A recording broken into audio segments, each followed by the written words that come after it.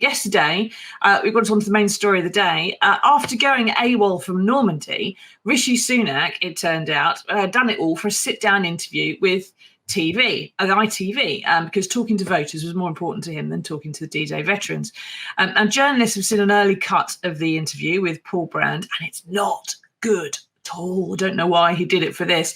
Jeremy, can you take us through this a bit? Do you know what the main points are from this interview so far that have come out overnight?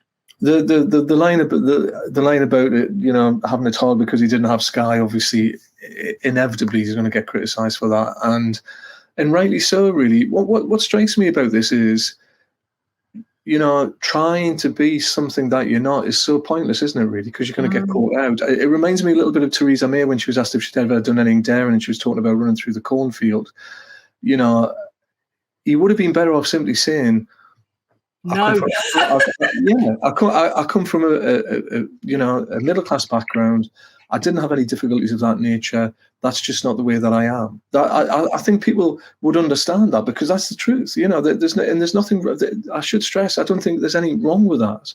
But when you're trying to be something that you're not, when you're trying to say, "Oh, we went without Sky," I mean, obviously you're going to take some stick for that, aren't you? Really. And the other thing about it is, obviously, what's really interesting about it is he was talking about the D-Day ceremonies and saying that they went on longer than had been expected. So obviously this was recorded prior to the terrible, terrible condemnation of the decision. And I think I really, really struggle with his explanation of that. So, it's bad enough making the decision to leave early, which it really genuinely on a political and kind of human level is inexplicable in many ways. But to then say it was planned that I was going to leave for a long time, for me is even worse. Because that means I had a long time to think about this, and at no stage did anyone say to them, "You know what? Don't you really think you should be there all day? Don't you think it's appropriate that you're there all day?" And I just think it's desperate. Really, the excuses are desperate, but the decision itself and the lack of thought behind that decision is what makes it really extraordinary in my view. Yeah, there's the moral argument, isn't there, that you stay, because I mean, I think as Steve McGann pointed out on Twitter that his granddad spent longer on that beach than Rishi Sunak did, and under considerably more trying circumstances, which is absolutely true. But there's also this politically cynical, really hard-nosed way of looking at it, which is you've got world's media looking at you. You're stood next to Joe Biden, and Keir Starmer can't campaign. Right? Stay there for as long as possible. All right, that's just what you would do. But there's been some stuff coming out over the weekend that said his team, when they were organising his diary, just looked at it as a photo opportunity to be stood next to Joe Biden and Emmanuel Macron, and we can do without one of those. It's more important we talk to the ITV audience kind of thing. They didn't see that D-Day was anything except a photo opportunity. And because he's got this kind of sofa government, I suppose, which kind of thing that Blair had. He got a very small cabal of people around him advising him. He doesn't listen to people coming from outside. As Johnny Mercer was moaning the other day, no one else can get access to him and explain stuff to him. So it's just what they think, and they're in this bubble, and they just don't seem to have computed it. So tell us what you think, everybody. Did you have to go without Sky TV as a young kid? How much did it sky you? Was it difficult? What did you have to go without? I didn't have Sky TV as a kid either. And I frequently moaned to my mum that my Girls' World was from a jumble sale because it had nail varnish on the eyelids and I couldn't do it myself. But it's not. I did still get a Girls' World after all that. Steve says, struggling is not the inability to afford luxuries like Sky, it's the inability to afford basics, food, heating, etc. This is something the son of a GP and a pharmacist is highly unlikely to have experienced then or now. Steve, you're quite right. But he should just say that. He should just say, look, we didn't really struggle very much, but I understand people who do, and I can see it, and for these reasons, and so on and so forth. Mike says, Rishi Sunak is at least as bad at campaigning as Theresa May at her worst. Tories are begging voters not to give Labour a supermajority. And that seems to be kind of where we are now, that the Tory manifesto launch, which Mike's pointed out very well here. It's usually a day, right? The party is supposed to be on the front foot, isn't it, Jez? That this is what we're selling. This is what we've got. We have control of the media today. Bang! Here you go. Here's something radical, some big ticket item that will really grab your attention. And instead, it was this sort of damp squib. It was led by a man who had to apologise again over the D-Day business. And after which, the Tory spinners, as Mike points out, were talking not about winning, but about ensuring Labour didn't get a big majority and that you need to have a more effective opposition. Does that say to you, Jeremy, that they're now accepting defeat and they're worried about how effective an opposition they might be in opposition?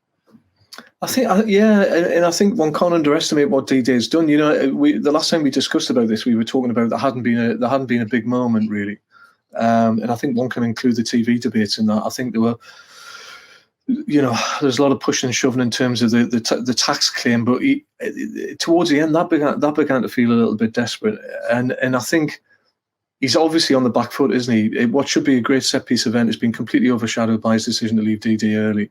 So regardless of what he did or what he said or how he performed, one senses, certainly thus far anyway, as we sit here now, that is the defining moment of the election in my opinion. And I think it's really difficult because even Penny Mordaunt on television couldn't. There is no mitigation there. That's the problem. That's the problem with it, really. Even having apologised, and I'm sure it's a sincere apology, there is no mitigation for it. It's just inexcusable what he did. So I think many people will have been offended by that.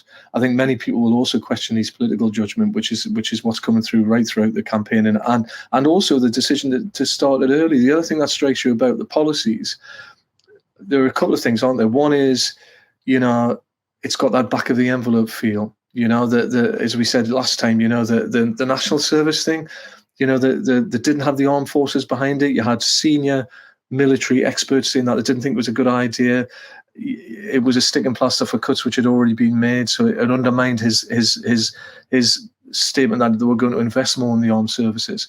And so everything he said has been undermined to a certain extent on that. But also the tax cuts. This promise of growth, the Rwanda policy where he says it's going to happen, it's going to work. So right, okay, why didn't you wait for it to happen first? I mean, that obviously undermines that argument. If everything's ready as he says, and the airfields are ready, and everybody's ready to go, why not wait until September? Yeah. Why not wait and say, look at what we've done already, and this is going to work? Well, the theory is that someone has to question that, really. I mean, again, that's a really basic thing. It's an apolitical thing that it undermines completely that argument. If Rwanda's going to work as he says it is, and there's an argument there for that, why not wait and say, I've already got people on the plane to Rwanda? And that's because he knows he can't and he isn't, and that may not happen because of all the legal complications with it. So even that's a flawed argument, really. And I think that's an apolitical thing.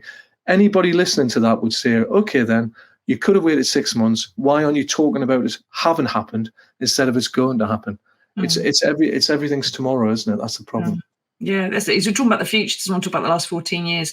Phil says, when the King's there for D-Day, it's important. You would have thought so. If the monarch's hanging about, the Prime Minister probably ought to. Alan on Twitter has already come up with a meme of Rishi Sunak talking to 2 D-Day veterans about his terrible sacrifice of going without Sky TV as a kid. And Claire says, he just tries too hard to fit in. Just say no, not really. I was lucky growing up. Diamond cable was a luxury, and that's when it was finally laid in our street.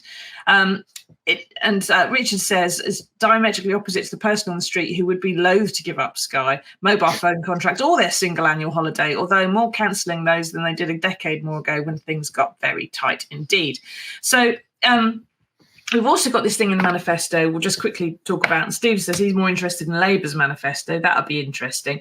Well, they've both, this is the thing, Steve and others campaigned for the Hillsborough Law, which is the duty of public candour on officials and a public advocate and full sort of answers to the injustices that we've seen with Hillsborough, Grenfell, Orgreave, the nuclear test veterans, and so on.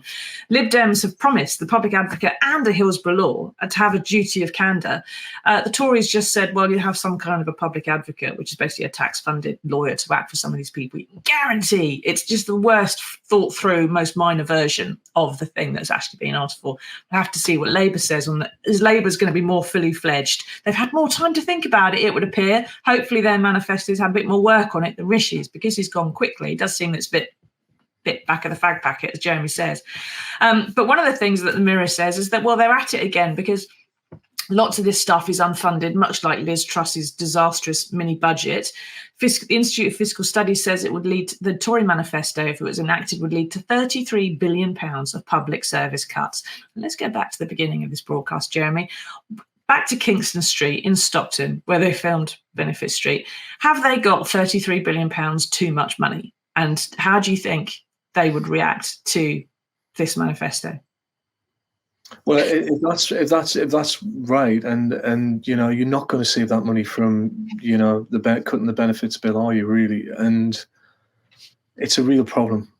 It's a real problem because he's on about being fiscally responsible. He's on about, you know, not just cutting taxes in order to win votes, which again is not that plausible an argument. But when you're talking about cutting services which have already really struggled through austerity, particularly local authority services, that again is a really, really difficult argument, I think. And obviously the people who've got nothing, when they're saying to them, you know, I'm sure in terms of his Tory heartland, they will relate to the notion of giving them more opportunities and getting people off benefits.